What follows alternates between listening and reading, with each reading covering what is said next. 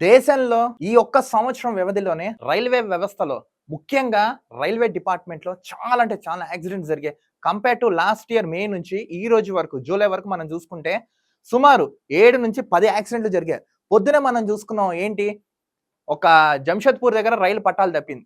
అది జరిగి 1-2 అవర్స్ అవ్వకముందే మళ్ళీ వెస్ట్ బెంగాల్లో ఎక్స్‌ప్రెస్ రైలు పట్టాలు తప్పిందంట. ఏంటి రైలు ప్రమాదాలు? గతంలో ఎప్పుడు ఇంతలా జరగని రైలు ప్రమాదాలు ఇప్పుడే ఎందుకు జరుగుతున్నాయి? దీనికి కారణం ఏంటి?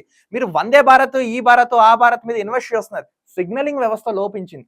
జనరల్ బోగీలు కేటాయించండి. సామాన్యుడిని దూరం చేసేశారు ఇప్పటికే. ఇప్పుడు ఈ ప్రమాదాలు జరుగుతున్నాయి కేవలం సిగ్నల్ వ్యవస్థ సరిగ్గా లేదంట. కేంద్ర ప్రభుత్వం ఫోకస్ చేయండి. కేంద్ర రైల్వే శాఖ మంత్రి ఉన్నారు కదా అశ్విని వైష్ణవ్ గారు, వెంటనే ఫోకస్ చేయండి. ప్రమాదం గల కారణాలు ఏంటి? ఎవరు చేశారు? ఒక దర్యాప్తు చేయండి. ఇలా ప్రాణాలు పోతుంటే ఎవరైనా రైలు ఏమైనా ఎక్కుతారు అసలు? ఏంటి ప్రమాదాలు? ఈ రోజు 2 రైలు ప్రమాదాలు దేశంలో. సిగ్గుచేటు ఈ కేంద్ర ప్రభుత్వాన్ని కూడా. వెంటనే చర్యలు తీసుకోండి. పిచ్చి పిచ్చి కాకుండా సామాన్యుడికి ఏం ఉపయోగపడతాయో అవి అయితే పెట్టండి మీరు.